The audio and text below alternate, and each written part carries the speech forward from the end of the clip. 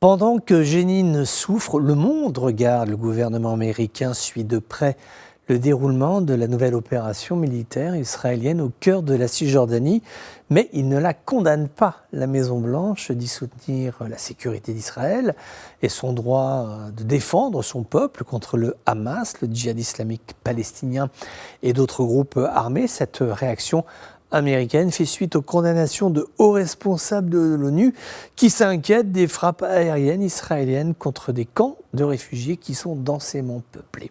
Le ministère jordanien des Affaires étrangères estime que l'opération israélienne est une violation du droit international humanitaire et des obligations de l'occupation israélienne.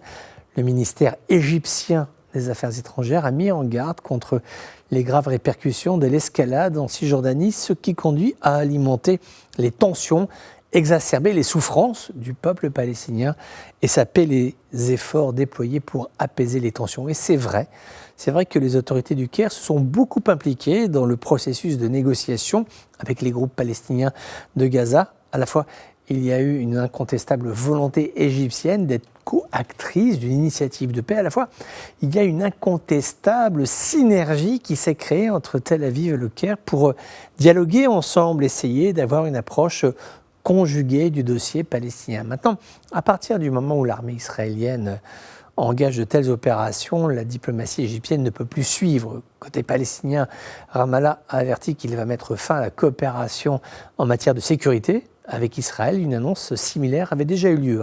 C'était en janvier. Depuis, de hauts responsables israéliens et palestiniens se sont rencontrés à deux reprises, d'abord à Aqaba en Jordanie et puis à Sharm el-Sheikh en Égypte, avec des responsables américains, jordaniens, égyptiens, mais le fait c'est que ça n'a pas fonctionné. Le ton ne cesse de monter entre les groupes armés et les colons israéliens qui s'autonomisent de plus en plus.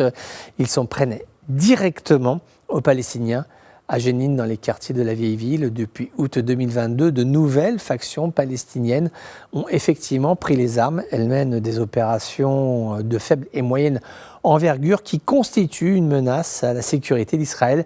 Mais c'est vrai, Israël répond ici avec une opération militaire qui est surdimensionnée pour un drame, oui, un drame palestinien dont on ne voit plus l'issue. Aujourd'hui, l'espoir semble s'être enfui de cette région du monde que l'on appelle la Palestine.